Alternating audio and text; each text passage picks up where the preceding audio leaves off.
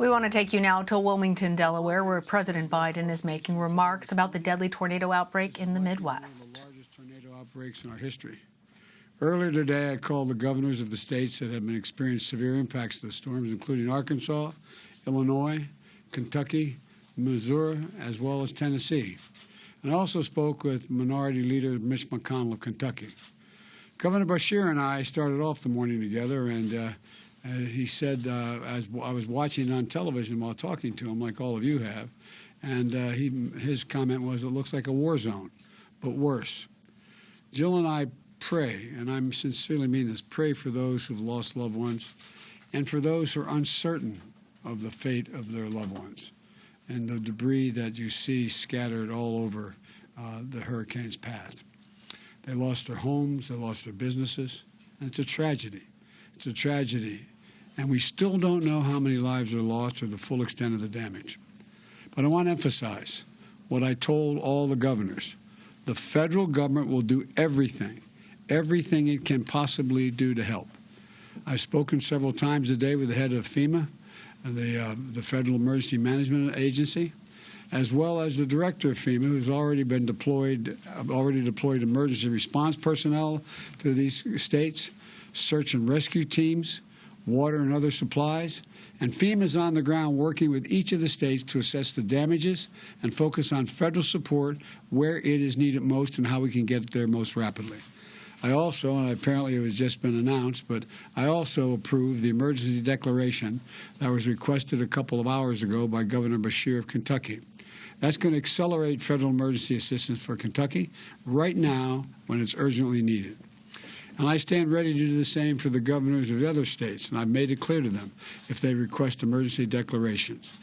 I've also requested that FEMA offer additional federal resources, including help with temporary housing where homes have been wiped out or too badly damaged to live in.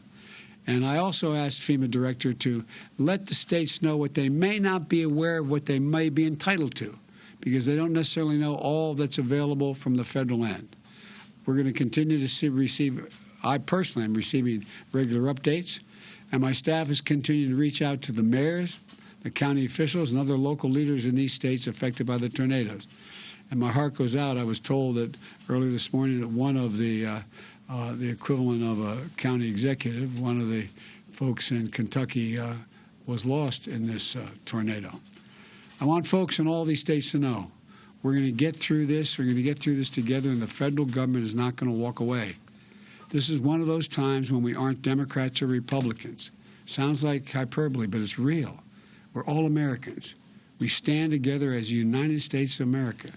And so I say to all the victims, you're in our prayers, and all those first responders, emergency personnel, and everyone helping their fellow Americans, that this is the right thing to do at the right time, and we're going to get through this. And I'll be happy to take a question or two if you have any about this. Does this say anything to you about climate change? Or do you conclude that these storms and the intensity have to do with climate change? Well, all that I know is that the intensity of the weather across the board has some impacts as a consequence of the warming of the planet and the climate change. The specific impact on these specific storms, I can't say at this point. I'm going to be asking the EPA and others to take a look at that. But the fact is that we all know everything is more intense when the climate is warming. Everything. And obviously it has some impact here, but I can't give you a quantitative read on that. Mr. President, do you have any plans to visit any of the affected areas this week? And are you Yes, I do.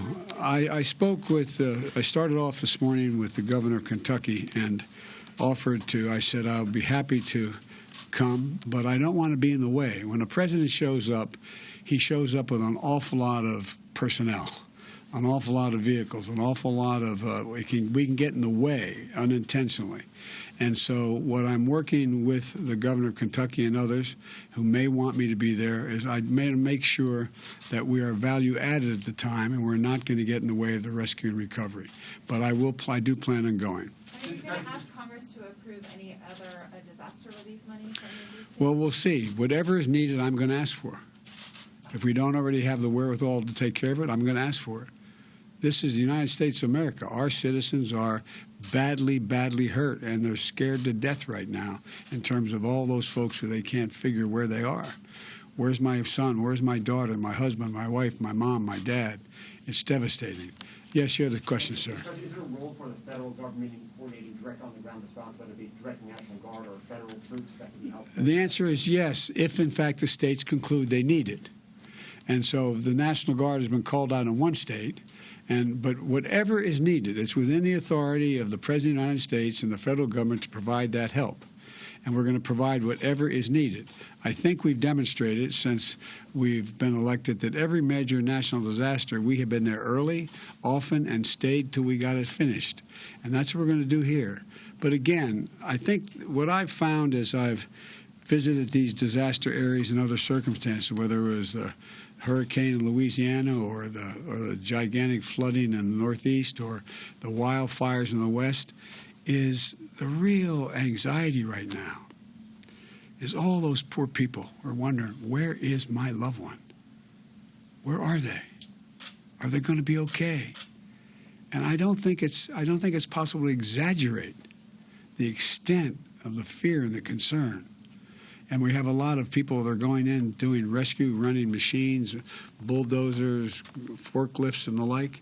And the way in which I've watched it down in when the building collapsed in Florida, I watched how it takes a toll on them. God, am I gonna lift something? It's gonna move something. It's gonna fix something. And so that's what my heart aches for those people right now, including the rescuers, including the burden on them and what they worry about. That's what they talk to me about in Florida. That's what they talked to me about afterwards. And so I just think that we just have to keep at it. We have to keep focused. And this is going to be the focus of my attention until we get this finished. Mr. President, what's your message to the victims and their families? And can you talk at all about how governments can be better prepared for such disasters in the future?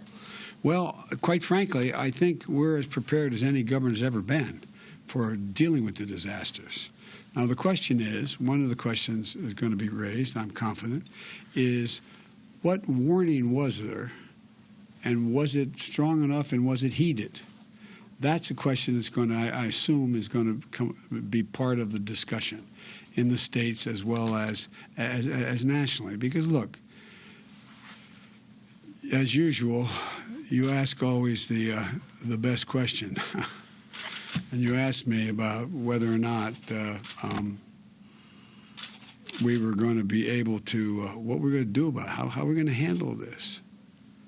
And part of it is acknowledging that the likelihood of fewer weather catastrophes, absent a continued movement on dealing with global warming, is just not going to happen.